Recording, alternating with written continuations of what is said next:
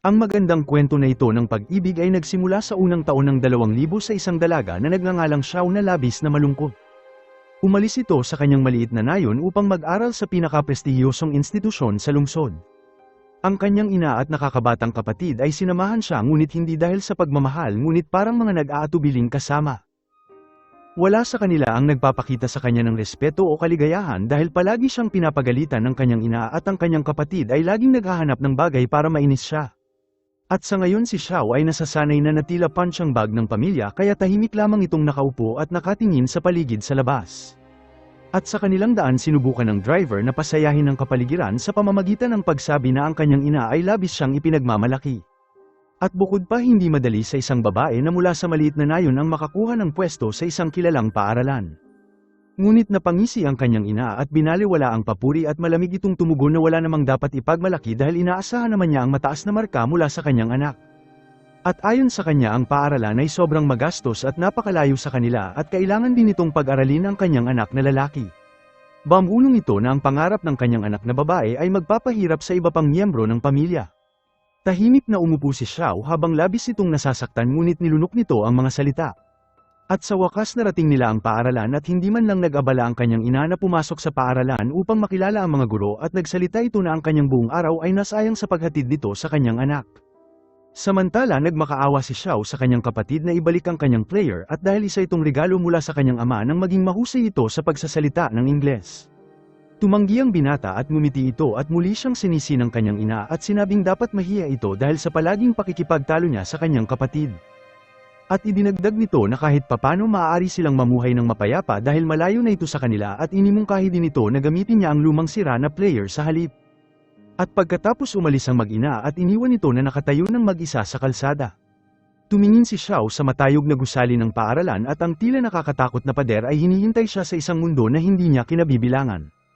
At habang pumasok ito sa loob nakasalubong nito ang lalaki na si Liam at siya ay isang klasikong bad boy na mayaman at mapagrebelde at hinahangaan ng mga babae sa dahilang hindi lubos maintindihan ng karamihan.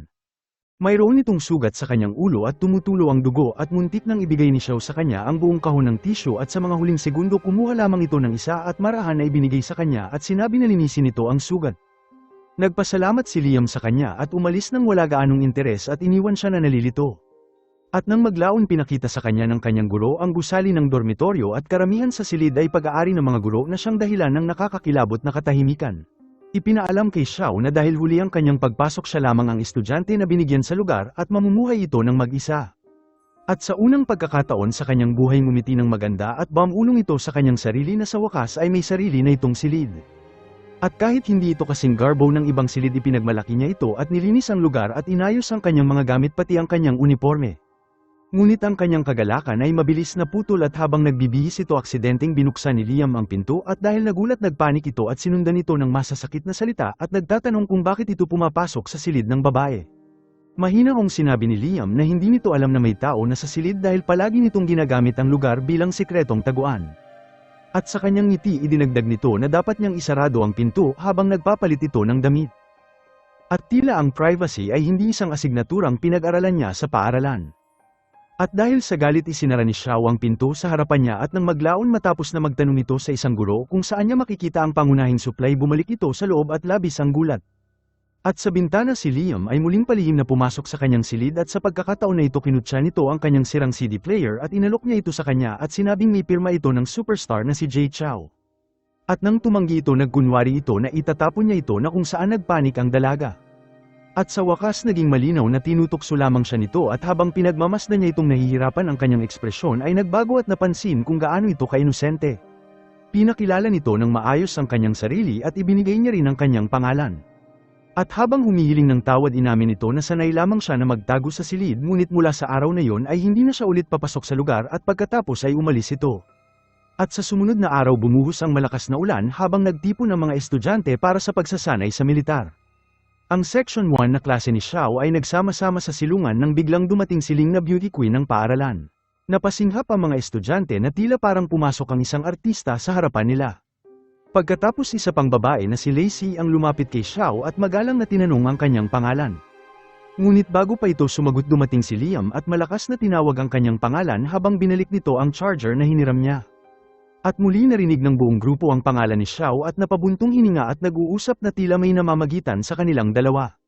At dahil nahiya sinubukan banggitin ni Xiao ang kanyang pangalan kay Lacey ngunit pinutol ito ng dalaga sa isang matalim na tingin at sinabing narinig na niya ito.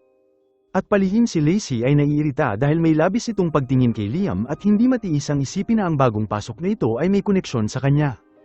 At nang maglaon nagsimula ang eksam at ang lahat ng estudyante ay natapos ng maaga at ibinigay ang kanilang papel at nag-iwan kay Xiao na nanginginig sa labis na kaba. At dahil napapaligiran ng mga estudyante na mas matalas kaysa sa kanya ang kanyang kumpiyansa sa sarili ay bumagsak. Sunod-sunod na pagkakamali ang pumuno sa kanyang papel ngunit kahit papano ay nagawa nitong matapos ang eksam. At balik sa kanyang silid nakatanggap ito ng tawag mula sa kanyang ina at dahil sabik sinubukan itong ikwento sa kanya ang tungkol sa buhay sa paaralan ngunit malamig na tumugon ang kanyang ina na dapat magpakabait ito at huwag gumawa ng gulo. At wala nang iba pang salita ibinaba nito ang telepono at sa ilang sandali si Xiao ay natahimik at napagtanto muli na ang kanyang ina ay walang pakialam sa kanya at tinitignan lamang siya nito bilang isang pasanin. At sa sumunod na umaga inanunsyo ang resulta at ang marka ni Xiao ay katamtaman lamang habang sinubukan siyang aliwin ng isang babae at pinaalala sa kanya na minsan itong nakakuha ng mataas na marka sa mga pagsusulit ng estado kaya sa susunod ay makakakuha ito ng mataas. Pagkatapos ay nagtanong ulit ito kung kasintahan ba niya si Liam. At dahil dito mabilis na itinanggi ito ni Xiao at iginiit na kilala lamang niya ito. At habang nakatingin sa gilid nakasimangot si Lacey at tila sa loob sinasabi nito na bakit ang isang mahirap na babae ay kilala ang isang lalaki na gustong-gusto niya at ang buhay para sa kanya ay tila hindi patas. At sa sumunod na eksena nagpa siya si Xiao na galugarin ng lungsod ng mag-isa sa unang pagkakataon. At habang naglalakad ito sa abalang daan may isang kislap ng kagalakan sa kanyang mga mata ngunit siya lamang ang nakangiti sa gitna ng maraming tao sa lugar.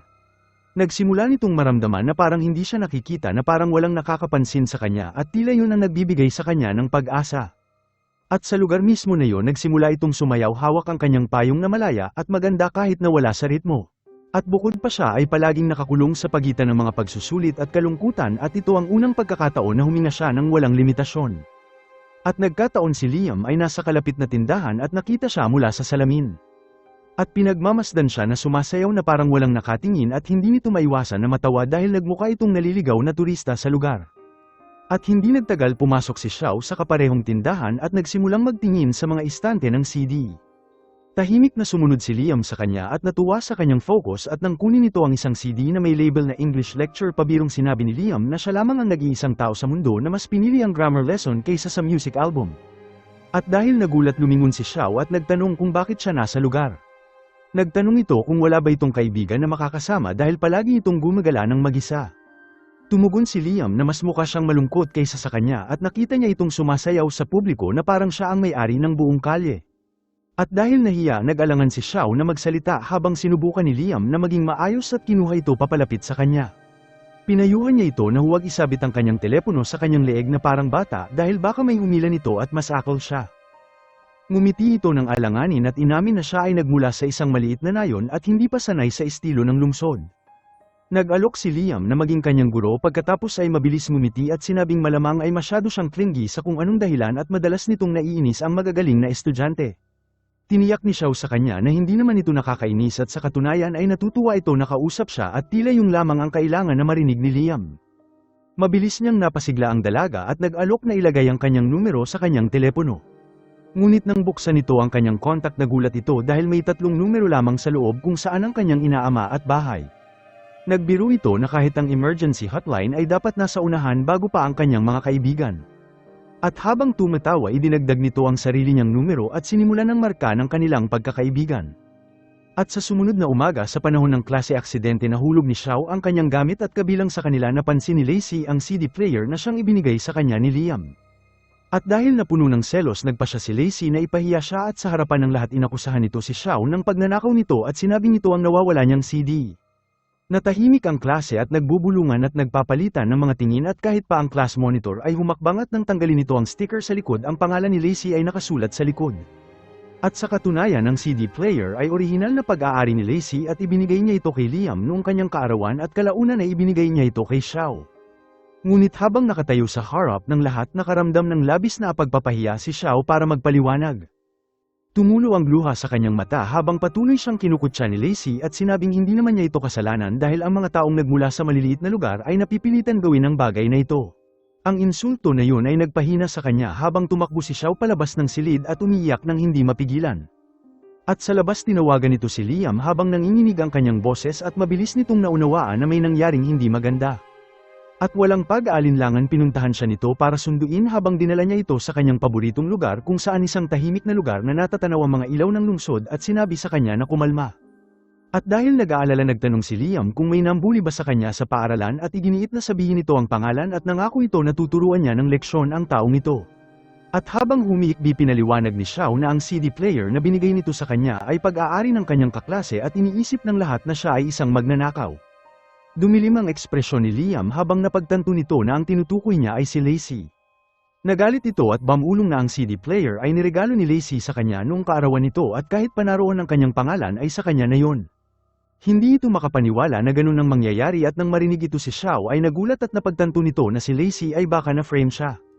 Ngunit bago pa man mas lalong magalit si Liam pinagalitan din siya nito at sinabing hindi dapat nito pinapamigay ang mga bagay na dating pag-aari ng iba kahit pa binigay ito sa kanya. At sa ilang sandali sinubukan ni Liam na ipagtanggol ang kanyang sarili ngunit kalaunan ay inamin nito na nagkamali rin siya. At nang tumalikod si Xiao para umalis pinigilan siya nito at inalok na ilalabas ito para sa isang western cuisine. Ang salitang western ay pumihil sa kanya at dahil nagtataka pumayag ito sa kanya. At ilang sandali ang dalawa ay umupo sa isang maaliwalas na restaurant habang namangha si Xiao sa paligid at sinabing nakikita lamang niya ang mga ganitong lugar sa TV. Tumawa si Liam at sinabing nagpupunta ito sa lugar na yun mula pagkabata dahil madalas siyang dalhin ng kanyang lolo sa magagandang restaurant. Nagsimula itong magkwento ng may pagmamahal tungkol sa pagmamahal ng kanyang lolo at nagtanong kung ganun din ba ang kanyang lolo. At tahimik inamin ni Xiao na ang kanyang lolo ay mas mahal ang kanyang nakakabatang kapatid at sinabing pumanaw na ito habang tumahimik si Liam ng ilang sandali at hindi tiyak kung ano ang sasabihin. At sa oras na umalis sila paulit-ulit itong lumingon at pinagmamasdan ang tanawin at halos hindi makapaniwala na nakapunta ito sa ganoong lugar. At habang pinagmamasdan ang kanyang malabata na pagkamangha na pangiti si Liam dahil mukha itong inosente na parang isang sariwang hangin sa kanyang mapagmataas na mundo. Ang eksena ay bumalik sa kanyang tahanan at sa gabing yun si Xiao ay naghapunan kasama ang kanyang ama at ang tanging tao na tunay na nakakaintindi sa kanya. Ang kanyang ina ay nakahanap ulit ng dahilan para pag-alitan siya na parang paborito niyang libangan nito. At sa gabi habang nag-aaral ang telepono ni Xiao ay patuloy na tumunog dahil paulit-ulit na tumatawag si Liam sa kanya.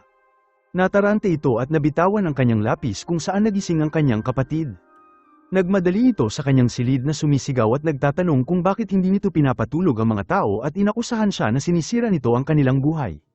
Sumunod ang kanyang ina at kagaya ng dati kumampi ito sa panig ng lalaki nang hindi man lang nagtatanong kung ano ang nangyari. Sinimulan nitong pag-alitan si Xiao dahil sa pag-aaral nito ng ganoong oras at sinabing istorbo ito simula pa ng araw na isinilang siya. Sinubukan ipaliwanag ni Xiao na ito ay lapis lamang na nahulog ngunit walang nakinig sa kanya. At muli iniwan itong nakatayo ng tahimik at pinipigilan ang kanyang luha na tila ang mga luha lamang ang kanyang kakampi. At nang bumalik ito sa paaralan nakita nito si Liam na naghihintay sa kanya na naiirita at puno ng mga tanong. Patuloy niya itong tinutokso at nagtatanong kung bakit hindi nito sinasagot ang kanyang mga tawag at nakipaglarong naghahagis ng yelo sa kanyang damit upang mapuko nito ang kanyang reaksyon. Ngunit sa kasamaang palad hindi maganda ang araw ni Xiao at nasabihan niya ito na lumayo sa kanya. Sinabi nito na wala siyang oras para sa biruan dahil hindi tulad niya ang kanyang pamilya ay walang pakialam. Huminto si Liam at ilang sandali at halatang nasaktan at nagtanong ito kung ano ibig sabihin niya. Nagtanong ito kung nag-aaral ba ito para matuto o para lamang kumita ng pera. Nang inig ang boses ni Xiao ngunit matalas ang kanyang mga salita at sinabi nito na nagtungo ito sa paaralan para baguhin ang kanyang buhay at para sa kanya ang pera ang tanging paraan para gawin ito. Hiniling nito sa kanya na huwag na siyang guluhin ito at tumama ito kay Liam nang hindi niya inaasahan. Ang kanyang ekspresyon ay dumilim at tahimik nitong sinabi na mula sa araw na yun ay lalayo na siya. Inakala nito na magkaibigan sila ngunit tila nagkamali siya pagkatapos ay tumalikod ito at umalis. At ilang saglit gusto siyang pigilan ni Xiao dahil siya lamang ang tanging tao na nanatili para sa kanya ngunit hindi niya ito magawa dahil ang kanyang pride at desperasyon ay pumipigil sa kanya. At samantala si Liam ay nakaupo sa lumang bahay ng kanyang lolo na tila labis ang pagkabigo. Napansin ito ng kanyang lolo at sinubukan na pasayahin siya sa pamamagitan ng maliit na kwentuhan at merienda. Ngunit nang magsimula itong umubo nagmadali si Liam na kunin ang kanyang gamot at nakita ang isang maliit na lata na puno ng barya. Palihim itong itinago ng kanyang lolo para sa kanya habang tumutol si Liam at sinabi na hindi niya ito matatanggap dahil marami nang ginawa ito para sa kanya. Ngunit ngumiti ang matanda at may sinabing nanatili sa kanyang isipan magpakailanman na kunin niya ito. Dahil ito ang mga barya ng kanyang lolo at hindi sa kanyang ama at ang pera ng ama ay palaging may kaakibat na mga kondisyon ngunit ang pera ng lolo ay may kasamang pagmamahal na hindi nito kailangan bayaran. At balik sa paaralan si Ling ay lumapit kay Xiao at naalala niya ito bilang nakakuha ng pinakamataas na marka sa Ingles at pinuri ang kanyang katalinuhan. Nahihiyang ngumiti si Xiao at inamin na hindi ito magaling makipag-usap sa mga tao. Sinabi ni Ling sa kanya na ang kumpiyansa ang susi sa kaligtasan at kung wala ito ang mundo ay kakainin siya ng buhay. At sa kanyang masiyahing tono inimbitahan nito si Xiao sa kanyang birthday party. At dahil labis ang tuwa pumayag si Xiao ng mabilis dahil ito rin ang unang pagkakataon na may nagimbita sa kanya sa isang party. At sa gabing yun ng party ni Ling ay walang iba kundi ang pagiging maluho. Ang lugar ay napuno ng kumikinang na ilaw mararangyang dekorasyon at isang grupo ng mga magagarbong estudyante at pati si Liam ay nasa lugar. At sa oras na bubuksan ng mga regalo hinangaan ni Ling ang mamahaling regalo na nakatambak sa harapan niya. Ngunit nang maabot nito ang kahon ni Xiao na may katamtamang balot ang kanyang mukha ay nagliwanag sa tunay na kaligayahan dahil ito ay simple lamang at gawang kamay. At bago pa magsalita si Ling nang kahit na ano humakbang si Lacey at sinabi na ang regalo ay mukhang peke at marahil wala itong tatak. Ngumisi ito na hindi ito kabilang sa mga mamahaling regalo habang sinubukan ni Ling na ipagtanggol si Xiao at sinabing gustong gusto niya ito. Ngunit ayaw tumigil ni Lacey at mas lalong tumindi ang kanyang panunukso dahilan para maging hindi komportable ang lahat. At doon tuluyang nawala ni Liam ang kanyang pasensya habang tumayo ito at pinagtanggol si Xiao ng matapang at sinabing nagsasalita si Lacey na parang pag-aari niya ang mundo ng fashion samantalang ang pagkakaalam nito sa Gucci ay isang uri ng sushi. Ang linya ay umani ng mahihinang tawanan at tinanong ng mga kaibigan ni Lacey kung bakit nito pinagtatanggol ang dalaga at kung may relasyon ba sila. At bago pa tumugon si Liam sinabi ni Xiao na oo may relasyon sila habang hinawakan nito ang kanyang kamay at kinaladkad palabas ng lugar habang ang lahat ay nagulat.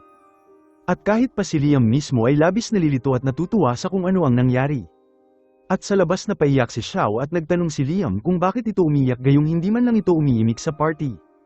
At sa pamamagitan ng paghikbi inamin ito na yun mismo ang nakasakit sa kanya dahil nanahimik lamang ito habang may humihiya sa kanya. Inaliw siya ni Liam sa abot ng makakaya nito hanggang sa tuluyan nitong kumalma. Sinabi nito na ang lahat ay kakamuhian siya dahil sinabi nito na magkasintahan sila at hindi rin siya karapat-dapat sa katulad niya dahil hindi siya mahal ng kanyang pamilya kaya paano pa kaya ang iba. Tinignan siya ni Liam ng matagal bago umamin ng isang bagay na hindi pa nito naibahagi sa kanya. Sinabi nito na siya ay perpekto para sa kanya hindi dahil sa wala itong kapintasan ngunit siya ay totoo. Pagkatapos ay isiniwalat nito na ang kanyang pamilya ay hindi rin naman maganda. Ang kanyang ina ay namatay nang isinisilang siya nito at ang kanyang ama ay muling nagpakasal sa isang babae na nagpahirap sa kanyang buhay. Sinabi nito na nabuhay lamang siya dahil sa kanyang lolo na nagprotekta at nagmahal sa kanya noong walang gumagawa nito. At nang marinig ito ang galit ni Xiao ay natunaw at sa unang pagkakataon nakita nito ang sakit sa likod ng kanyang mapaglarong saloobin. At sa pagitan nila biglang tila may nagbago na isang bagay na marupok ngunit malalim ang emosyon. Nang biglang lumipat ang kwento sa kasalukuyan kung saan sa taon na 2024. At si Xiao matapos ang ilang taon sa Singapore ay sa wakas ay pauwi na sa China. At habang huminto ang sasakyan sa labas ng kanyang lumang bahay ang kanyang nakakabatang kapatid ay binalaan siya na huwag magsimula ng pakikipagtalo sa kanilang ina. At nang pumasok ito binati siya ng malamig ng kanyang ina at sinabing sa wakas ay naalala nito na mayroon siyang pamilya habang ang kanyang ama na halatang may sakit ay binigyan siya ng mahinang ngiti. Pagkatapos siyang dalhin para sa isang medical check-up umuwi silang lahat sakay ng inupahang sasakyan. At sa kanilang daan labis nagulat ang kanyang ina at nagreklamo na mas madali sana ang buhay kung may sasakyan sila sa halip na sumakay ng taxi. Lumingon si Xiao sa kanyang kapatid at nagtanong kung mayroon itong lisensya at nang tumango ito bigla nitong inimungkahi na magtungo sa isang showroom ng sasakyan at sinabi na bibili sila ng sasakyan ngayon. Nagtungo sila sa showroom para bumili ng sasakyan at ang kanyang kapatid ay isinama ang kanyang kasintahan bilang kanyang konsultant sa sasakyan. At habang sinusuri ang iba't ibang modelo huminto si Xiao sa isang partikular na sasakyan habang hinaplos nito ang salamin. At sa kabilang panig nakita nito si Liam habang ang hangin ay tila huminto at sa paglipas ng panahon ng presensya nito ay mayroon pa ring tahimik na paghila. Nagulat din ang binata na makita siya at bago pa sa kanila ang makapagsalita sumiklab ang kaguluhan sa malapit dahil ang kanyang kapatid ay nakikipagtalo sa isang mukhang mayaman na babae na sumisigaw sa kanyang kasintahan dahil natapon nito ang kape sa kanyang mamahaling damit. Tumugon ang kapatid nito na malamang mayroon itong sugar daddy na bibilhan siya ulit ng damit. At bago pa lumala ang mga bagay lumapit si Xiao at inutusan nito na humiling ng tawad at nag-atubili itong bamulong at humiling ng pasensya. Ang babae ay naglakad patungo kay Liam at kinausap ito ng may pamilyar na pagkilala. At habang pinagmamasdan silang dalawa nanikip ang dibdib ni Xiao at mula sa tingin ng babae kay Liam inakala ni Xiao na kasintahan ito ni Liam at tahimik na nilamon siya ng selos. At bago pa niya ito malaman tumalikod si Xiao at nagkunwaring humanga sa isa pang sasakyan habang ang puso nito ay hirap na hirap sa kanyang nakita. At doon muling lumitaw si Liam na parang may masamang kutob ang tadhana at gusto nito makausap si Xiao ngunit hindi ito pinadali ng dalaga. Nanliit ang mata nito sa oras na makita niya ito at sinabi nito na makulit pa rin siya kagaya ng dati. Ngumiti lamang si Liam at tumugo na ang tunay na gumawa ng gulo ay ang kapatid nito na casual na sinabi sa babae na mayroon nitong sugar daddy. Pagkatapos ay mas naging matalas ang tono nito at idinagdag nito na marahil ay hindi na inosenteng babae na taga-nayon si Xiao na kilala nito. At marahil ang pag-aaral nito sa abroad ang nagpabago sa kanya at naging mas katulad na siya ng lungsod na kinabibilangan niya ngayon. Ang salitang ito ay tumama ng husto kay Xiao habang nag-alab ang galit nito at ang dalawa ay nagsimulang magtalo ulit. At sa wakas sumigaw si Xiao at nagtatanong kung iniisip pa rin ba nito na siya ay kawawang babae na walang magawa. At kung yun ang paniniwala niya papatunayan niya itong mali dahil bibilhin nito ang marangyang sasakyan na yun sa harapan niya. At si Liam na may bahagyang ngiti na lalong nagpagalit sa kanya ay inabot sa kanya ang bayarin ng may panunuya at sinabing maaari itong magbayad online. Ang eksena ay lumipat at dumating ang realidad at balik sa bahay nakaupo si Xiao ng mag-isa at nakatitig sa kanyang bank account. Ang katotohanan ay masakit at ang paggagamot ng kanyang ama ay halos umubos na sa lahat ng kanilang inipon at ang hinaharap ay walang katiyakan. Ang pagbili ngayon ng mamahaling sasakyan ay tila hindi na parang pagbibigay kapangyarihan kundi isang pagpapakamatay sa pananalapi. At sa oras tumahimik ang paligid ng kanyang kapatid ay pumasok at sinabi na may naghihintay sa kanya sa baba para makita siya. At nang bumaba ito natigilan ito dahil ito ay si Liam na nakangiti sa pagkakataon na ito at sinabing masaya ito na makita siya pagkaraan ng ilang taon. At sa kabila ng kanilang naunang pagtatalo gamaan ang loob nito at masaya rin siya bagamat sinubukan niyang huwag itong ipakita. Pagkatapos ang kwento ay bumalik sa nakaraan sa taong ng 2006 kung saan ang lahat sa pagitan nila ay nagsisimula pa lamang. Nagsimula silang mag-date pagkatapos na mangyari ang insidente sa birthday ni Ling halos araw-araw. Ang kanilang mundo ay maliit ngunit masaya at palaging kumakain ng magkasama at nagtatawanan sa mga kalokohan at nag-aaral ng magkasama at tinatamasa ang kanilang buhay. At sa isang araw binigyan siya ni Liam ng isang panyo na isang magandang piraso na sinusuot pa rin ito makalipas ang ilang taon. Ang kanilang kwento ay naging napakatamis hanggang sa isang maulan na gabi at malakas na ulan ang tumama sa lugar. Bumuhos ang tubig at nabasa ang kanyang mga gamit at naiwan sa kanya na walang matutuluyan. Natarante ito at desperadong binuhat ang kanyang mga libro upang mailigtas ito. At doon lumitaw si Liam na isang tagapagligtas at dinala ito sa isang enranding hotel at kumuha ng kwarto upang makapagpahinga ito para sa gabi. Nagreklamo ito na masyado itong mahal at si Liam na palaging casual ay sinabing hindi naman ito ganoon kamahal at malinaw na hindi nito sinusuri ang mga presyo ng silid sa kanyang buong buhay. Ngunit sa kasamaang palad si Lacey na nasa lugar ay nakita silang magkasama at palihim na kumuha ng mga litrato na tila parang nakakita ito ng isang malaking apoy. At sa loob ng silid na bighani si Xiao sa kung gaano kalambat ang kama na parang nakahiga sa ulap ngunit parang mas mahal pa ito sa kanyang tuition. Umupo sila at nag-usap tungkol sa kanilang hinaharap at sinabi ni Liam na plano nitong ipagpatuloy ang negosyo ng kanyang ama habang nangangarap si Xiao na makapasok sa Universidad ng Xinji na malayo sa kanila kung saan makakapag-simula ito ng panibago. Mabilis nangako si Liam na mag-apply sa parehong universidad at bago pa nila namalayan ang pag-uusap nila ay nauwi sa isang tahimik na pagkakasunduan. At nang sinabi ni Xiao sa kanya na patayin nito ang ilaw tumayo sila sa tabi ng bintana at nakatingin sa kumikinang na tanawin ng lungsod sa ibaba.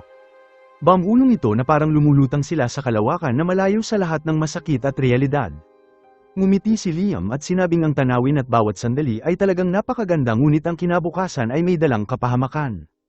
At sa paaralan si Xiao ay pinatawag sa opisina ng guro kung saan ang kanyang ina ay naghihintay na nakasimangot at labis ang galit.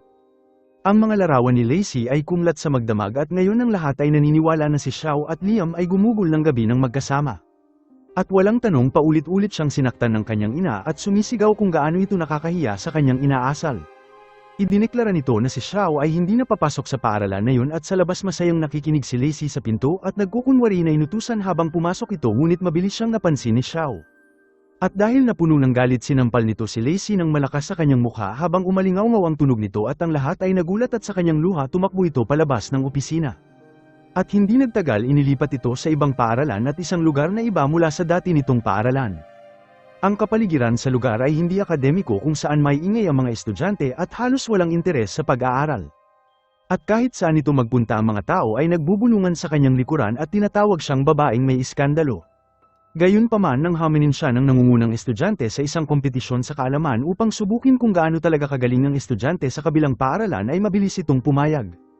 At sa gulat ng lahat nanalo ito ng madali at ang binata na nagpakumbaba ay nagtanong kung ano ang ranggo niya sa dati nitong paaralan. Inamin nito na karaniwan lamang ito habang nagbuntong hininga ang lalaki na tumatawa at sinabing kung pangkaraniwan lamang ang ranggo nito malamang ay hindi ito nakapasok sa paaralan na yun. Iniwan niya itong nahihiya at sa sandaling yun lumitaw si Liam sa harap ni Xiao at mukha itong may sakit at labis ang pagod.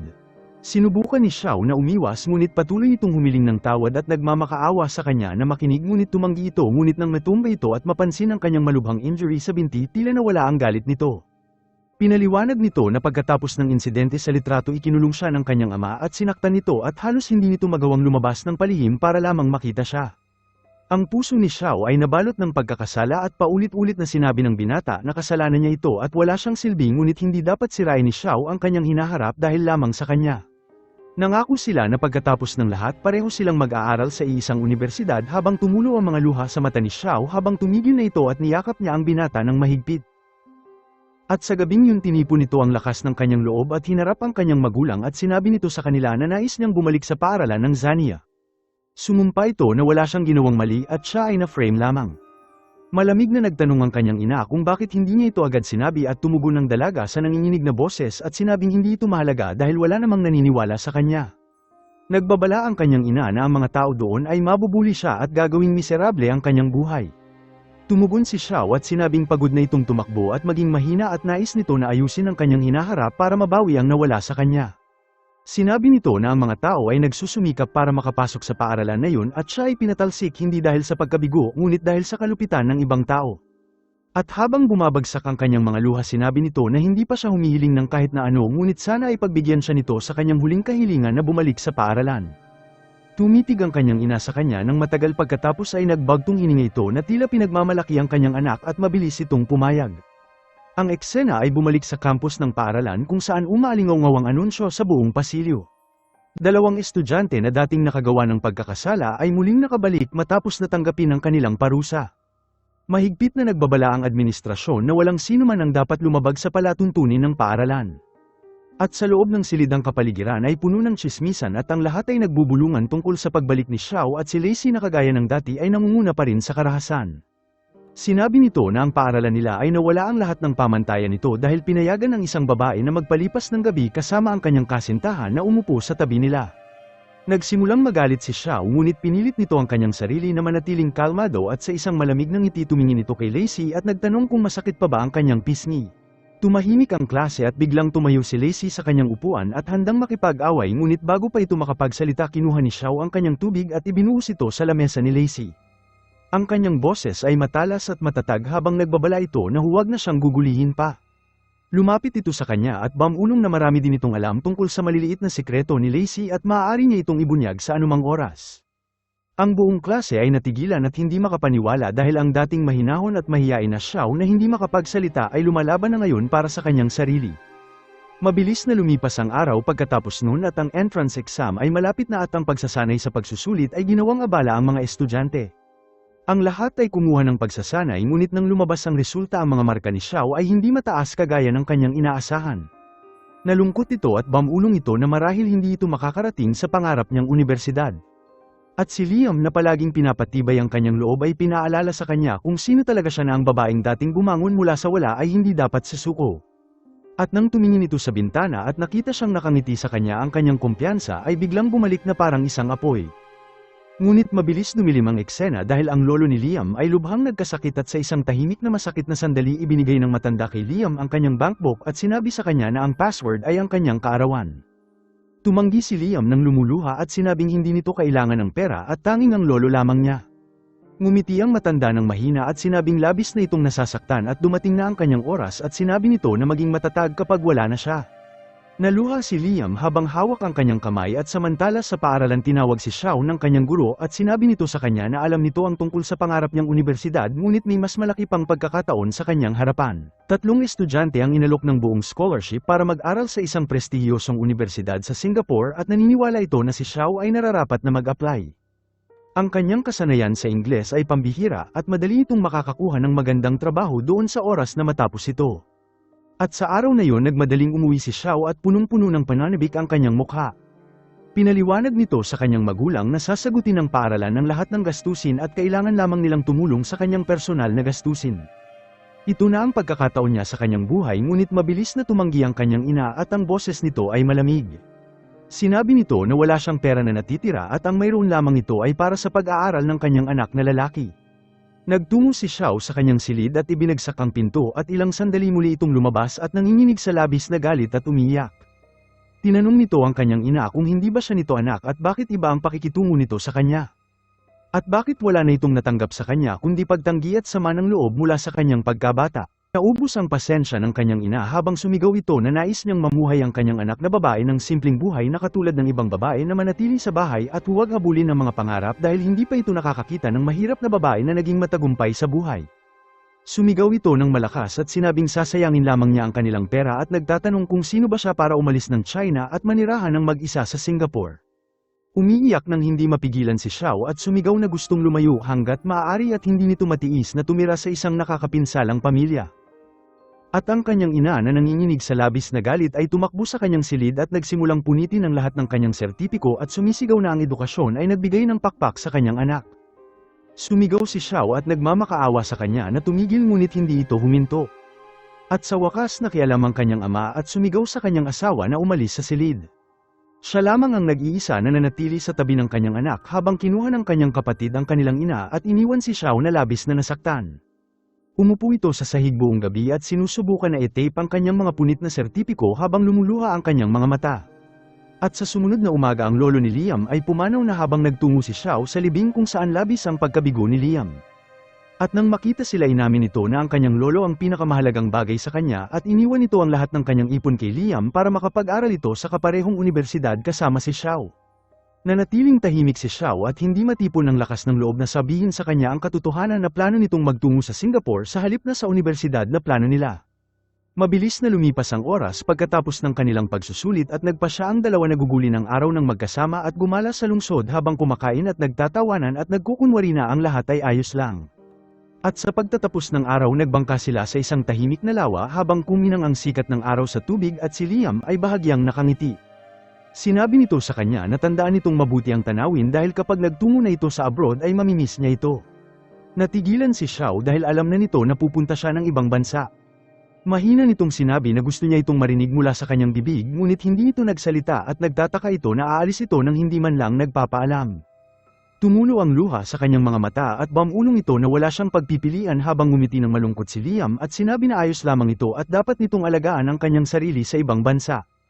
At pagkatapos doon mismo sa lugar tinapos nila ang kanilang relasyon ng tahimik at masakit na higit pa sa kayang sabihin ng mga salita. Ang kwento ay bumalik sa kasalukuyan makalipas ang ilang taon at muli silang pinagtagpo ng tadhana at tila prehong masaya ang dalawa na makita ang isa't isa. Sinabi ni Liam sa kanya kung gaano ito ka-proud na naging matagumpay ito at may sarili na itong apartment sa ngayon at ang kanyang kinabukasan ay mukhang maganda. Bahagyang namula si Xiao at nagpapasalamat pagkatapos ay inamin nila kung gaano nila namiss ang isa't isa sa loob ng maraming taon ngunit ang kapayapaan na yun ay hindi rin nagtagal.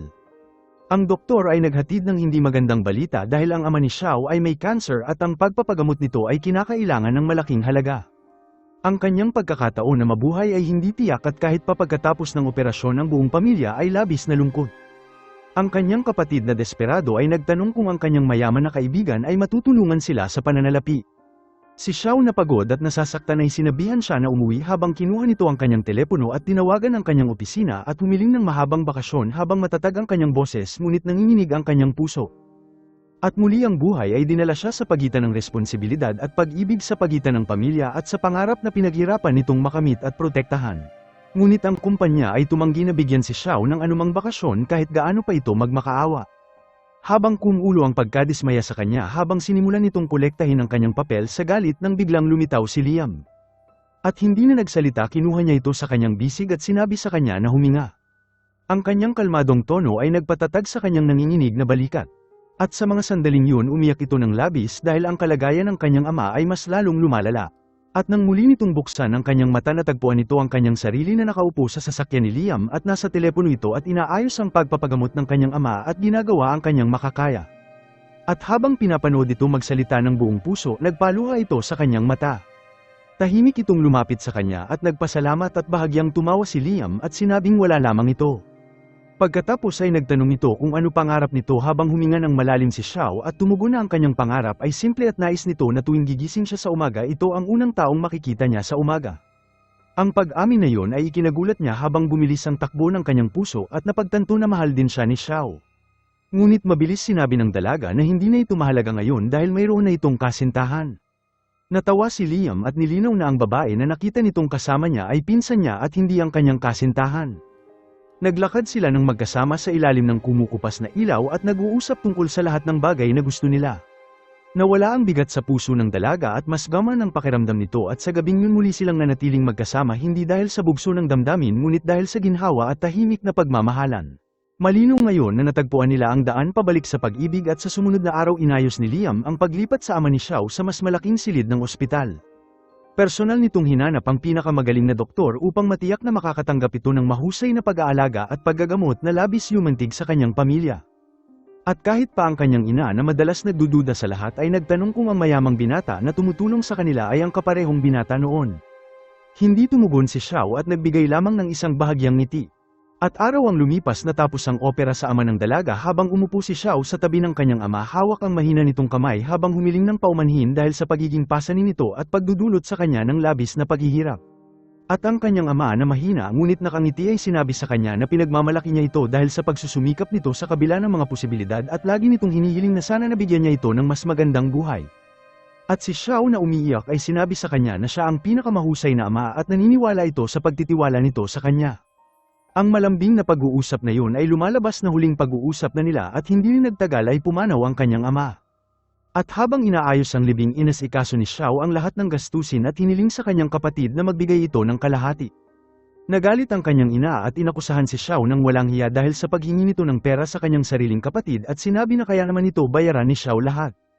Mahina kong pinaliwanag ni Xiao na wala na itong sapat na pera at kailangan matuto ang kanyang kapatid maging responsable sa halip na mamuhay na parang halaman. At sa oras na muling makikipagtalo ang kanyang ina, nakialam ang kanyang kapatid at sumang-ayon kay Xiao at kinilala na ang kanilang ama ay magulang din niya at tungkulin niya ito at tumahimik ang kanilang magulang. At sa gabing yun tahimik na nagtanong ang kanyang kapatid kung kinamumuhian niya ba ito. Habang ngumiti ang dalaga at sinabing hindi niya ito kakamuhian dahil ito ang kanyang nakakabatang kapatid. Ang ikinagagalit nito ay hindi siya kundi ang panghabang buhay na kalupitan ng kanilang ina.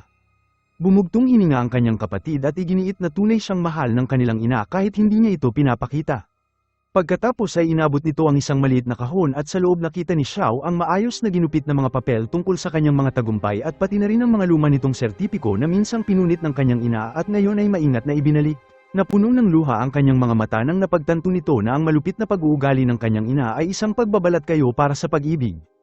Hiniling nito sa kanyang kapatid na huwag sabihin sa kanilang ina na nakita nito ang kahon at tahimik lamang itong umalis sa silid. At mag-isa umupo ito yakap ang kahon at nakangiti sa kabila ng kanyang lumuluhang mata. At sa sumunod na araw nakipagkita ito kay Liam para magpaalam bago umalis pabalik ng Singapore. Inamin nito na ayaw niyang nagpapaalam at hindi na ito pupunta sa airport. Ngumiti ang dalaga at tiniyak nito kay Liam na muli silang magkikita. At sa labas niyakap niya ito ng mahigpit at bamulong na mamimiss niya ito ng sobra at umaasang muli silang pagtagpuin ng tadhana ng mas maaga. Nanirahan si Xiao sa kanyang bagong trabaho sa ibang bansa at napapaligiran ng mga malugod na kasamahan ngunit ang kanyang puso ay palaging nananabik para kay Liam. At sa wakas inimpake nito ang kanyang mga gamit at bumalik sa China nang walang pag-aalinlangan.